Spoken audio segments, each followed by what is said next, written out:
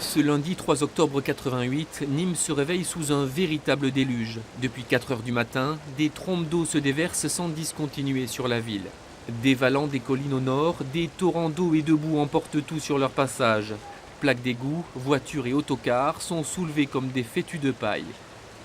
De mémoire de Nîmois, on n'avait jamais vu ça. D'ailleurs, personne n'avait prévu un tel événement climatique. En 8 heures, le cumul des précipitations a atteint 300 litres au mètre carré. Ce qui s'est passé probablement, c'est que les réseaux d'évacuation de la ville étaient insuffisants pour l'énorme quantité de pluie qui est tombée si rapidement. Le plan Orsec est déclenché.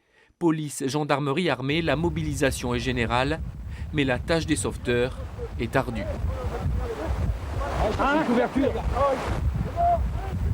Dans les quartiers bas, les hélicoptères de la sécurité civile multiplient les élitreuillages pour récupérer les habitants réfugiés sur les toits.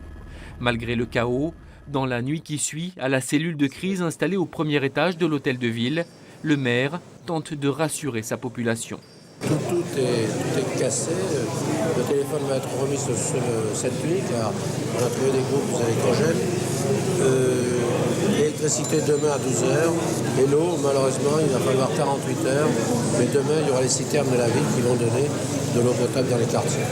Lorsque l'orage s'éloigne enfin, il laisse derrière lui un paysage de désolation. Nîmes a des allures de ville bombardée, éventrée.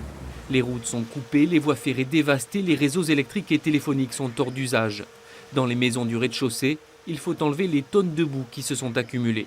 Le quartier Richelieu, traversé par une vague de 2 mètres de haut, est totalement ravagé. Ses habitants ont tout perdu. On ne sait plus quoi dire, on ne sait plus quoi faire, on tremble de peur, le moindre bruit la nuit.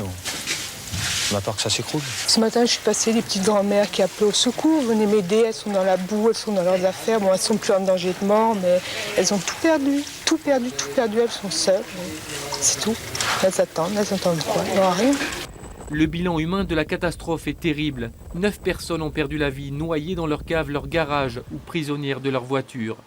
Les intempéries ont fait près de 50 000 sinistrés. 2000 logements sont entièrement ou partiellement détruits. Le montant des dégâts est évalué à 4 milliards de francs, soit 610 millions d'euros.